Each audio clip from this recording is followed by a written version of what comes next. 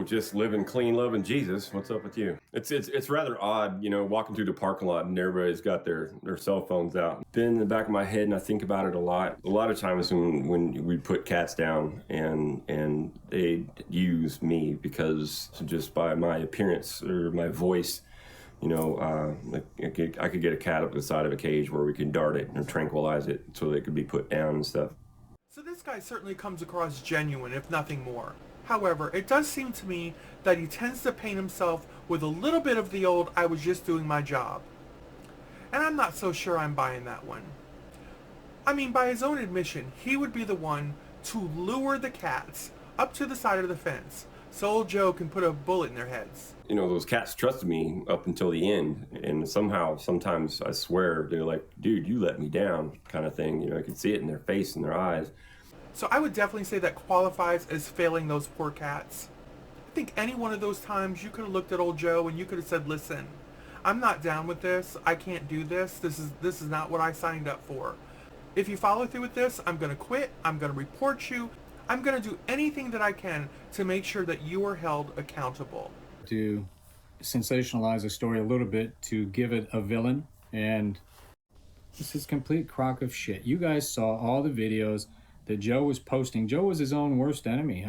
Oh, these two. If nothing else, these two are absolute proof that a love connection can be made anywhere, any place. Joe was posting. Joe was his own worst enemy. I mean, he should have gotten up on the stand and testified against himself, because those videos where he's shooting Carol, hanging Carol, blowing Carol up, putting rattlesnakes in her mailbox. Who's going to finish this bitch? Who's going to go get this bitch? Joe didn't get set up. Joe killed the tigers. He admitted to killing the tigers from jail. And they were healthy tigers, by the way. They were 2 to 3 years old. He said that they were sick. They were beautiful, healthy tigers that he called over to the fence, and he shot them in the head because he needed the cage space. So Joe goes out there and he makes the room for these cats by killing 5 beautiful, healthy tigers. I don't know what's going on in this exotic jungle, but one thing we know for sure, people are having sex. I mean, can you imagine what the interview process is? That's something I would have liked to have seen more of. But putting that aside, here we have 2 other people that once again seem to take no responsibility whatsoever. Not one time while any of this was going down did any of them say, you know what, in my gut, I'm feeling this, or I heard something, I suspect something. Not one time did any of them make any kind of phone call to say, listen, here's where I'm at, here's what I think is going on. Can you send someone, anyone out to investigate? Anonymously, please. Anonymously. Send someone out. Tigers are being taken down left and right around here, and something just doesn't feel right. No one did that. Never happened. So now to sit here and so matter-of-factly and almost smugly, oh yeah, he was taking him out back, shooting him in the head. Where was this matter-of-fact tone beforehand? You all knew what was going on. You all knew what was going on and did absolutely nothing. Yeah, I've threatened to beat him before. The man done a lot of stupid shit. I mean, there towards the end, he got to where he's blowing everything up. Okay, I'm going to be honest. This is really my fave. I think out of all of them, he's the most likable. He seems to be the most unaffected by it all. The hashtag not bothered. He did? Yeah, oh yeah. Knocked the windshield out of my golf cart, blew a hole in my cabin. Yeah, blew a window out. I also like the fact that he knew when to get out. Although he could have got out a little bit sooner, ultimately, he at least said, you know what, I'm out. I've seen enough. I don't want to be involved in this stuff anymore. I'm sorry, I'm out. Bye-bye. Check, please. And that was that. So you've got to respect somebody who knows when to leave the ball. I know I made the right decision when I made it, and I would make that decision over and over again. So, no, I don't have any regrets. Oh my God, this guy. So this guy loses his arm in front of the cameras, all the blood, all the gore, and literally turns to work, I don't know, the next day. Yeah, no, I don't think I even remember what he was wearing on the day. I had more pressing priorities to worry about. No, there's no fight between me and a 600-pound tiger. No, it took all of 15 to 20 seconds maybe from the time he bit me to the moment he let me go. Now that's what I call a committed employee. No excuses, sir. Get your ass on in here to work. You got one good arm. Start shoveling. No, I don't exactly remember the words. Some of them were bad, some of them were great, some of them were just way off the wall. My, what a difference a few extra teeth can actually make. Why, he's almost unrecognizable.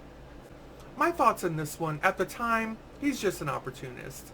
If I had to guess, that whole relationship with Joe Exotic was just part of the job. I think he's seen it as food in his belly, shelter, a few gifts here and there, gas in the car, whatever the case may be. And I think that's also why he had really no issues with the throuple. Again, it's just part of the job. What do I care? The last thing he said to me was that he needed me to have Kenny get a truck ready because he was going early, he said, the next day to Costa Rica. Now I know you all are just as disappointed as I am that the breakout star of this entire fiasco, Carol Baskin, never made an appearance in this after show. Well, I have my opinions on that as well. Either she is keeping a very low profile because she never expected in 100 million years that this little old documentary was ever going to see the light of day, much less blow up the way it did. That became like this wholly exciting thing that I ran him through that grinder, and it's like, I couldn't run his hands through the grinder, much less a body. So she would not be feeling a little out of sorts with the death of her husband, or I'm sorry, the disappearance of her husband being under such a huge spotlight these days. If I were her, I'd be a little concerned. Or she's already under contract and therefore has to keep a lower profile because someone's already got her commission for her very own reality show. And I think that is more than possible. So let's face it, without Carol Baskin, I don't think that this docuseries would have ever had the momentum it had. She herself was her own reality show. I think it's fair to say that we as the viewers have never seen anyone quite like Carol Baskin. Now that is quality content. Just 20 years of blood, sweat, and tears, and every dime I had, and I am done. You're done. I'm done. As for Joe Exotic, everyone is right. The irony is, he finally arrived in the spotlight that he's always wanted. Unfortunately, he's unable to bask in it because he's behind bars, probably for the rest of his life. But I do predict this. My prediction is there will be a behind bars, in-depth interview with him, and I can't wait for that. We know when that opportunity comes for him, he's going to be right there, lights, camera, action. Is it Carol? Nobody. Is it PETA? Is it Jeff?